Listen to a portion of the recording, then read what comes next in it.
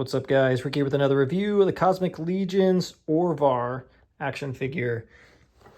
This thing's sweet. So when I first saw it, I wasn't a huge fan. I thought it looked interesting, but the big head's actually kind of cool.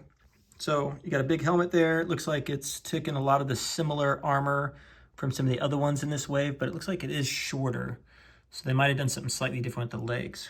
But now you have the head looks good. You have this nice neon green tone, and they did a little bit of like yellow in there too, so it's kind of faded. You have yellow on the veins, and then they did a wash, so you can see the wash there, filling up those creases, really bringing out those textures. So this armor is cool. You have a nice like reddish, almost like a clay color tone to it, and you have a few different types. You have darker, you have lighter. I like these little clear light things here. Those are very, very cool. Looks like it comes with a little weapon there, a melee weapon. There's an action figure shot there. Here's the extra head of him growling and looking menacing. Here's the bio. If you want to read it, pause your screen now. Okay, here's the back of the package with all the lines so far. Highly recommend picking them up because there are some sweet figures out there. Definitely fallen in love with this line. I did not expect to. Okay, and then here is another action figure shot and his specific bio. So if you want to read it, pause your screen now. Awesome. So now let's open this up and see what we're looking at.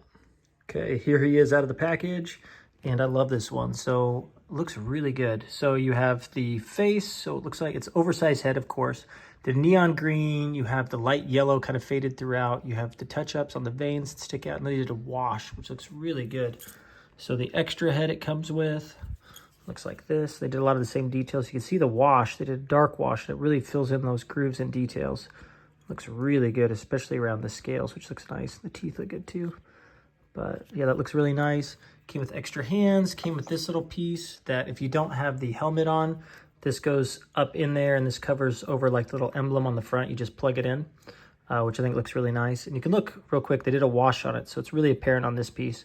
But I like that they did like an orangish, brownish color. You have different variations of it in silver. And then the wash really shows those details out. And this is done throughout the entire figure. And you can really tell it's very apparent on this one. Yeah, all those texture details look good. I love the clear look there on the front, unlike the other ones.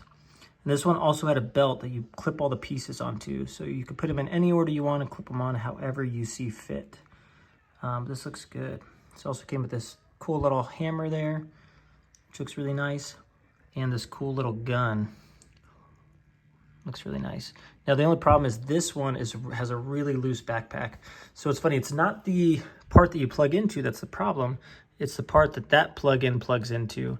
So it barely stays on. So the square piece, for some reason, does not stay on there very good at all, which is super unfortunate, especially for this one. Some of the other ones are okay, but this one in particular, like, you can see how loose it is. It's barely hanging on there, which kind of sucks.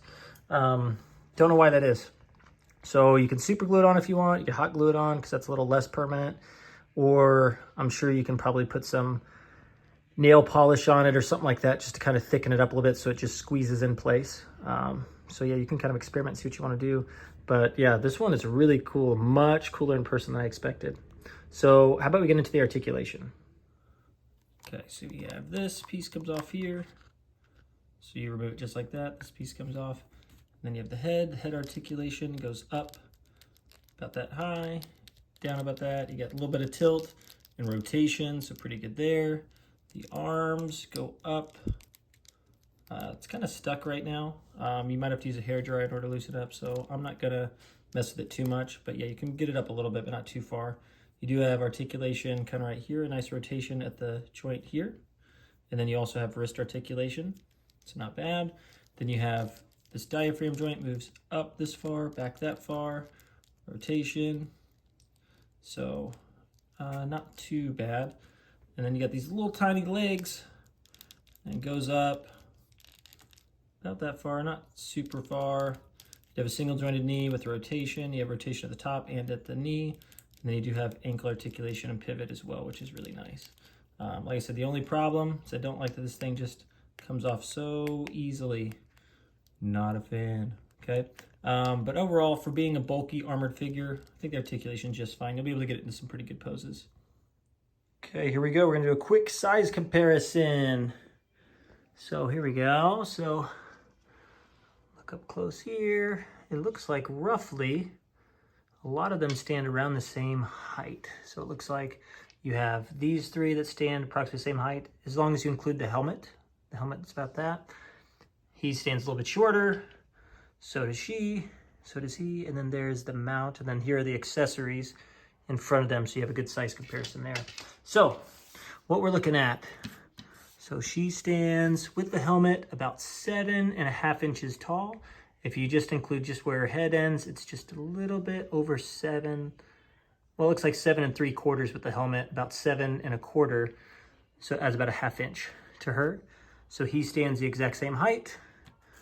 So it looks like he is 7 3/4 as well. Okay, he stands, looks like about 6 3/4. Then you have her, so she stands roughly about 6 3/4 as well. He stands about 6 3/4, a little bit taller with the helmet. If you include his head, it is about maybe a little under 6 3/4.